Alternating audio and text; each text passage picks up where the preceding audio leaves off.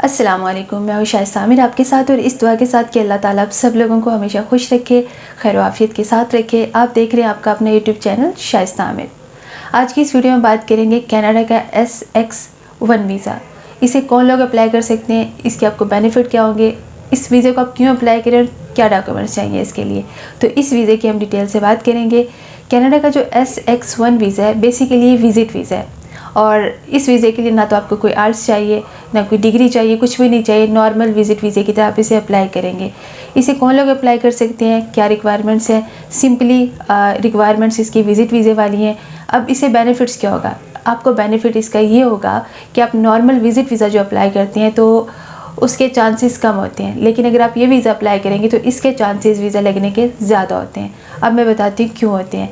Basically ये visa जो होता है ये आप कोई वहाँ पे जा रहे हैं, जैसे कोई शॉर्ट टर्म कोर्स करते हैं या शॉर्ट टर्म कोई भी कोर्स कर लें, जैसे आप लैंग्वेज का कोर्स कर सकते हैं, कोई टेक्निकल कोर्स कर सकते हैं, जैसे आप एग्रीकल्चर है, एग्रीकल्चर का बहुत ज़्यादा, उसका कोई छोटा सा ले लें, कोई टेक्निकल किसी इस किस्म का कोई भी आप वहाँ पे सस्ती सी यूनिवर्सिटी देख के सर्च करके उसमें जो छोटे से 2-3 महीने के कोर्सेज़ होते हैं आप उनमें एडमिशन लें और उसके बाद जो आप वहाँ से अप्रूवल लेटर लेते हैं और अपने डॉक्यूमेंट्स के साथ लगाते हैं। बहुत सारे लोग जो होते हैं जो आप इस पे एज लिमिट कोई नहीं है। अब बहुत सारे लोगों का ये होता है हमारी एज ज़्यादा होगी, इसका एज से कोई ताल्लुक़ नहीं है।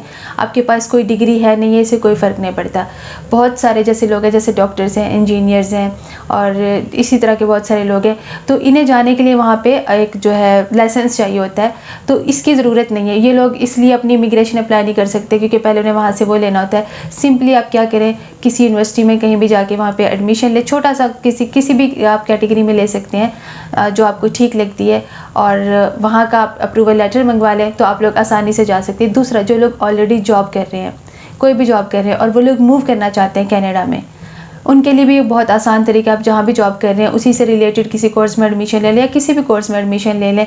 आपकी एज ज़्यादा, इससे भी कोई फ़र्क नहीं पड़ता। इस तरह क्या होगा कि आप लोग जो है आसानी से कनाडा चले जाएंगे। जो लोग इमिग्रेशन अप्लाई करते हैं और बहुत ज़्यादा टाइम से कर रहे हैं, कभी पॉइंट्स पूरे नहीं हो रहे, कभी आइल्स नहीं हो रहा, बहुत सारे लोगों का आइल्स ही नहीं होता, या आपकी एजुकेशन के जो है पॉइंट्स कम आ रहे हैं। बहुत सारे पॉइंट सिस्टम में होता है कि आपके बहुत सारी जगह पे पॉइंट्स कम आते हैं और एक बहुत लंबा प्रोसीजर होता है।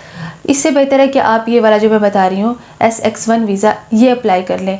अगर तो आप अपनी जॉब, यानी कि आप काफ़ी अर्से से जो आपने जॉब कर लिया, आप कनाडा मूव होना चाह रहे हैं, आपकी एज भी ज़्यादा हो गई है, तो भी आप अप्लाई करके जा सकते हैं। वहाँ किसी भी कोर्स में एडमिशन लेके आपने ये करना है और उसके बाद वापस आना है। या दूसरा, वाकई आप किसी कंपनी में आप देख रहे हैं कि अगर आप कोई कोर्स कर लेंगे तो अपने ही कंट्री में रहते रहते आपको जो है प्रोग्रेस ज़्यादा हो जाएगी, आपकी सैलरी बढ़ जाएगी, तो आप करके वापस भी आ सकते हैं। दोनों तरीके से आप लोग फ़ायदा ले सकते हैं। एक बात ध्यान में रखें, ये उन स्टूडेंट्स के लिए नहीं है जो लोग यानी कि स्टडी करना चाह रहे हैं बाकी 2-3 साल या 4 साल की, उनके लिए नहीं है।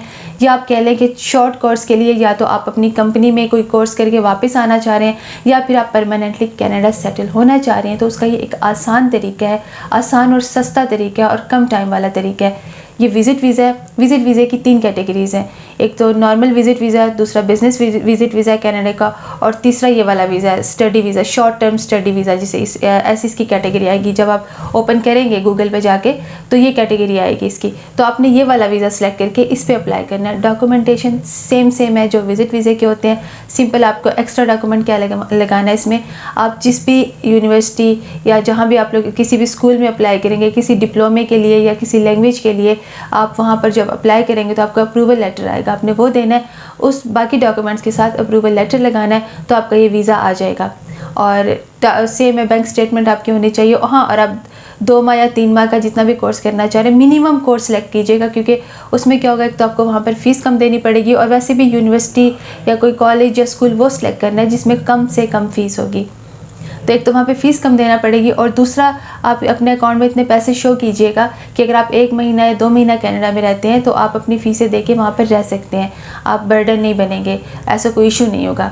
तो फिर आपकी वीज़ा लगने के चांसेस बहुत ज़्यादा हैं। तो जिनका आइल्स का प्रॉब्लम है और डिग्री नहीं है और विज़िट वीज़ा भी लंबा हो जाता है, तो ये जो कैटेगरी है इसमें आप अप्लाई करेंगे। जस्ट ऑनलाइन अपने अप्लाई करना है, कहीं भी नहीं जाना, सिंपल जो है वेबसाइट पे जाके कनाडा की जो है, और इसकी थर्ड कैटेगरी जो है उसमें जाके अप्लाई करना है। विजिट वीज़े वाली कैटेगरी है ये, उसमें आप अप्लाई करेंगे और अगर आपका वीज़ा आपकी अप्रूवल आ जाती है तो डेफिनेटली आप VFS जाके अपनी सारी चीज़ें वगैरह जमा करवाएंगे।